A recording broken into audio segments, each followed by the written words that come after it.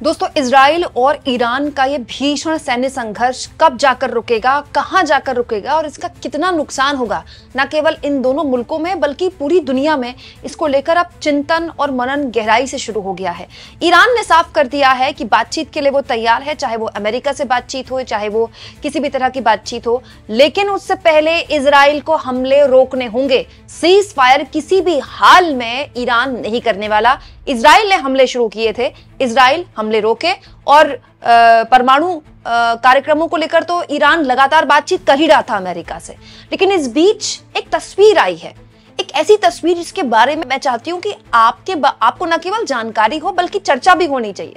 दोस्तों, जब भी किसी देश में हमला होता है और अगर हमला लंबा चल जाता है, जैसे 4-5 दिन, 5-6 दिन अगर हमला चल जाए, तो फिर देश में स्थितियां लोगों के बीच बदलती हैं। वो बदलती स्थितियां कैसे दोनों देशों के नेताओं को प्रभावित करती हैं, ये बहुत इंपॉर्टेंट है समझना। क्योंकि देखिए, जनता का दबाव सर्वोपरि है, चाहे आपके देश में लोकतंत्र हो या ना हो। जनता अगर सड़क पर उतर गई तो बड़े बड़े जितने भी सुप्रीम लीडर हैं या जितने भी प्रधानमंत्री हैं, जितने भी राष्ट्रपति हैं, सबको टेंशन हो जाती है।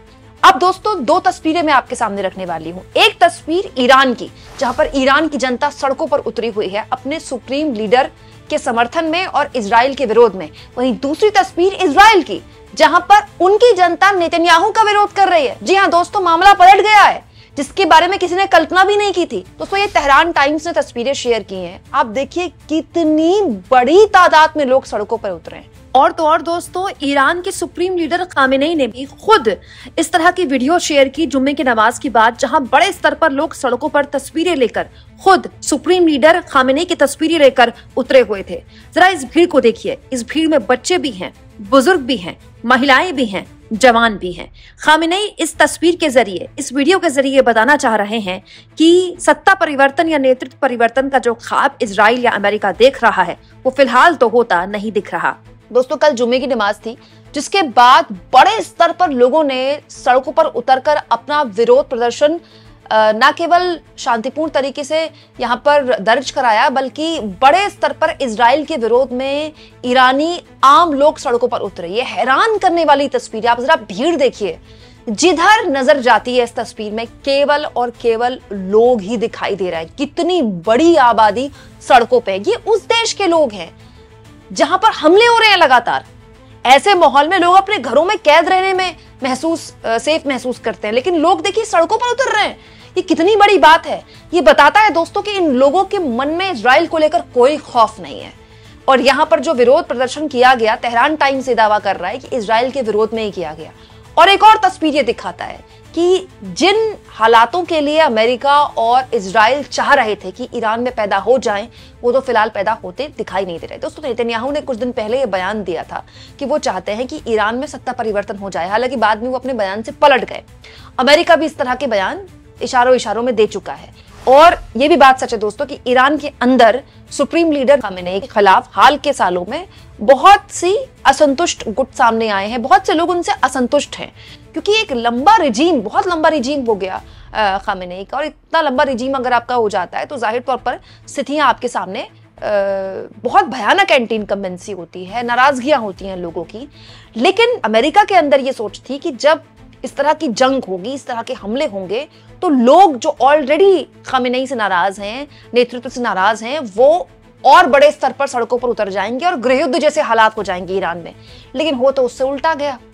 जंग थोपी गई ईरान पर तो ईरान के लोग और एकजुट हो गए। दोस्तों, ये एक बहुत ऑब्वियस स्थिति है।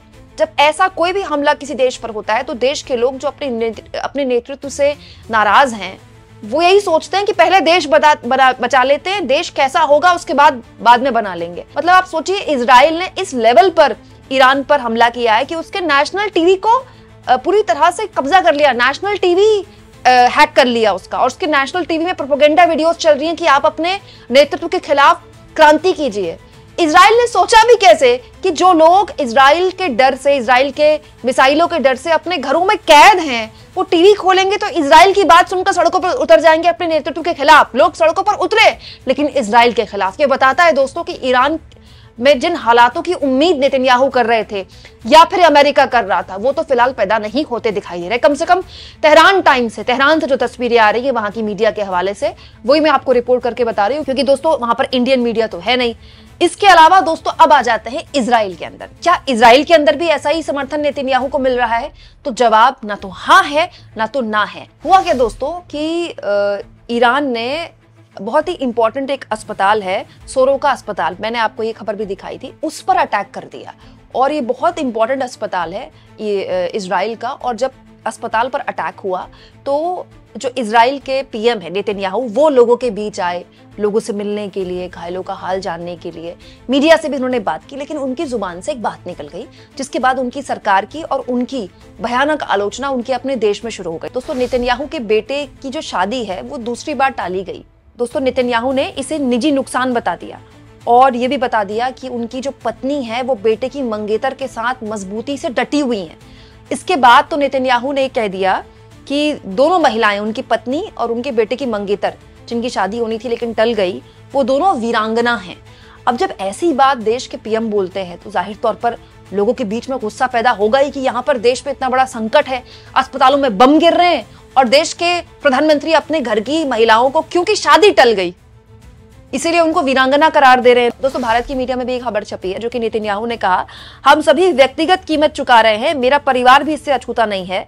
मतलब उन्होंने इसको व्यक्तिगत पर्सनल लॉस बता दिया कि पर्सनल मैं कीमत चुका रहा हूं इसकी, कि मेरे बेटे की जो है वो दूसरी बार शादी टल गई। तो सोशल मीडिया में इसकी जबरदस्त तरीके से आलोचना शुरू हो गई कि कितना संवेदनहीन बयान है, कि स्थिति की गंभीरता को नेतन्याहू समझ ही नहीं रहे हैं, या आम लोग घरों में कैद हैं, लोगों की बिल्डिंगें तबाह हो गई, घरों से बाहर वो बंकरों में रह रहे हैं।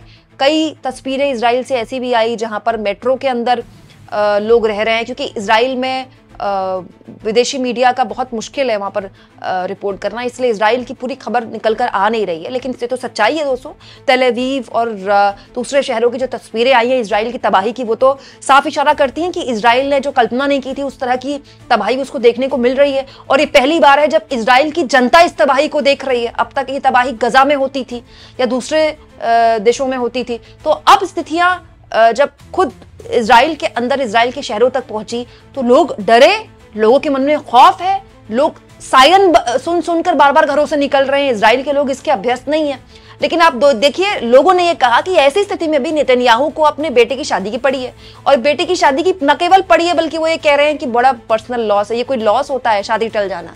इसको लेकर नेतन्याहू की आलोचना हो रही है। हालांकि ये कह देना कि उनकी जनता उनके खिलाफ हो गई है, ये बहुत जल्दबाजी होगा, ये बहुत गलत होगा। ऐसा नहीं है। किसी भी देश में जब हमला होता है इस तरह का, या कोई भी देश जब इस तरह का हमला झेलता है, तो वो देश अपनी अलग अलग मुद्दों को लेकर नाराजगियां जाहिर कर सकता है। इस बीच दोस्तों सबकी नजरें अमेरिका पर भी है कि अमेरिका क्या करेगा। दोस्तों अब तो लोग मीम बनाकर मजे भी ले रहे हैं अमेरिका के, कि अमेरिका के कहने पर, अमेरिका के सपोर्ट का भरोसा पाकर इजराइल इस जंग में कूद गया, और अब अमेरिका के राष्ट्रपति कह रहे हैं मुझे 2 हफ्ते का वक्त चाहिए। हालांकि दोस्तों अमेरिका के राष्ट्रपति अगर 2 हफ्ते का वक्त मांग रहे हैं तो इसका मतलब ये नहीं कि वो जो फैसला लेंगे वो 2 हफ्ते के बाद ही होगा, वो 1 दिन बाद भी फैसला ले सकते हैं। और अमेरिका के राष्ट्रपति कब क्या बोल दे, इसका जवाब तो दोस्तों अमेरिका के राष्ट्रपति के अलावा किसी और के पास हो नहीं सकता। हाँ, लेकिन ये बात सच है कि अमेरिका के राष्ट्रपति इस बात की गंभीरता को समझ रहे हैं कि अगर अमेरिकी सेना की हालत इराक जैसी हो गई, या फिर लीबिया जैसी हो गई, या फिर अफगानिस्तान जैसी हो गई, तो एक बहुत बड़े संकट में वो फंस जाएंगे।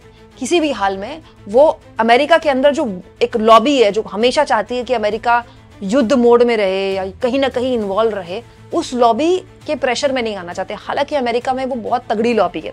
और एक और चीज मैं आपको बता दूं दोस्तों, ये बात सही है कि अमेरिका किसी भी हाल में नहीं चाहेगा कि वो एक ऐसे युद्ध में फंसे जहां उसको 1% भी हार की उम्मीद उसके अंदर हो सकती है। लेकिन अमेरिका किसी भी हाल में इजराइल का डाउनफॉल भी नहीं चाहेगा, ना ही अमेरिका और ना ही यूरोपियन यूनियन के देश।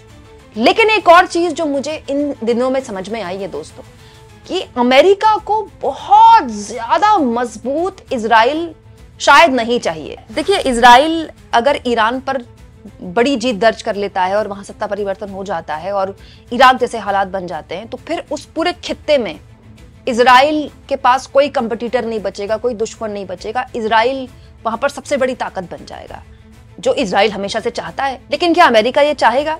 अमेरिका के अपनी पॉलिटिक्स है मिडिल ईस्ट में, वो उस इलाके में अपनी तरह से पॉलिटिक्स करता है, अपनी तरह से वो वर्ल्ड ऑर्डर देखता है। और वो मुल्क जो अभी शिया सुन्नी के भेद में खुले तौर पर ईरान के समर्थन में नहीं आए हैं, वो भी नहीं चाहेंगे कि पूरी तरह से ईरान का डाउनफॉल हो, क्योंकि वहां भी लोकतंत्र नहीं है। आज अगर ईरान में ऐसी स्थितियां और खराब होती हैं तो उन मुल्कों में, अरब के उन मुल्कों में, उनकी अपनी जनता भी उनके नेतृत्व से सवाल पूछेंगी कि इजराइल ये सब कर रहा था लेकिन आप अमेरिका पर ना तो दबाव बनाते रहे बल्कि आप चुप रहे।